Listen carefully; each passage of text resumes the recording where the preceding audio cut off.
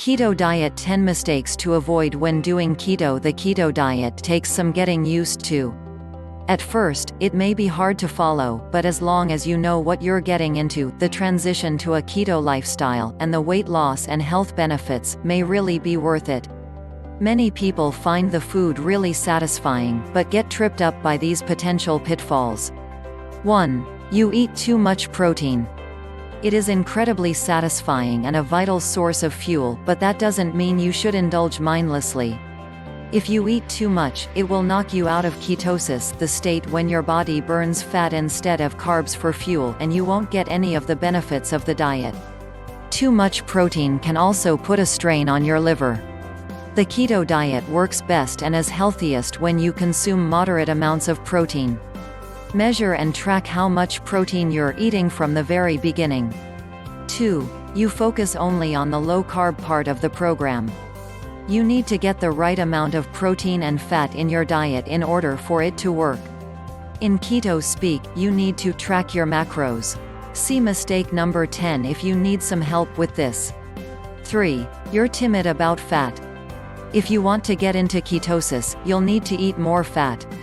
Don't skimp out on the bacon, avocados, and steak. About 60 to 75% of your daily calorie intake should be fat. 4. You don't drink enough water. Your body won't retain water as well as it normally does, so it is easy to become dehydrated. Drink more water than you are accustomed to. 5. You drink too much alcohol.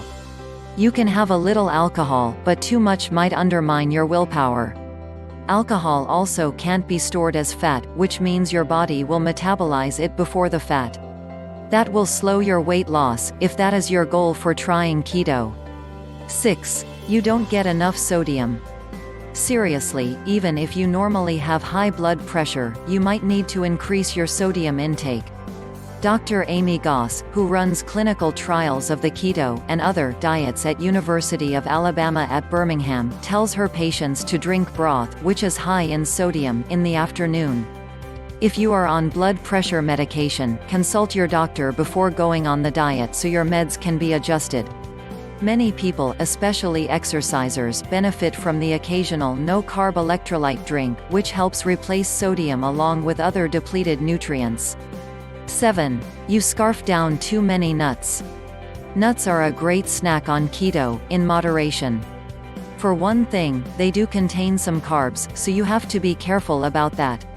And we all know how easy it is to eat nuts by the handful, but they are also high in calories. Some nuts are good, too many nuts can prevent you from losing weight, if that is your goal. 8. You eat lots of low-carb bars and other treats. Fake sweeteners may help satisfy a craving in the short term, but they aren't helping you reduce your cravings, which only makes the diet harder to follow. Now and then, one of these low-carb treats can be okay, but don't make a habit of it. 9. You look at overall carbs rather than net carbs. This is a very important distinction. Carbs minus fiber equals net carbs. The net carbs in a bowl of ice cream are pretty close to the gross carbs, but the net carbs in a cup of broccoli are less than the gross carbs. The point is that the carbs you eat should be high in fiber and nutrients, and counting net carbs helps ensure this. Read more, why net carbs are so important for the keto diet. 10. You don't use a tracker. Don't try to do this all in your head. The diet is not necessarily easy to follow at first, and a tracker can make a big difference. Many fitness trackers make short work of keeping track of your net carbs, protein, and fat intake. There are also a slew of apps you can download. Keto for newbies, curious about the ketogenic diet? This high-fat, moderate protein, and low-carb lifestyle puts your body in a metabolic state called ketosis, where you burns fat instead of carbohydrates as the primary fuel source.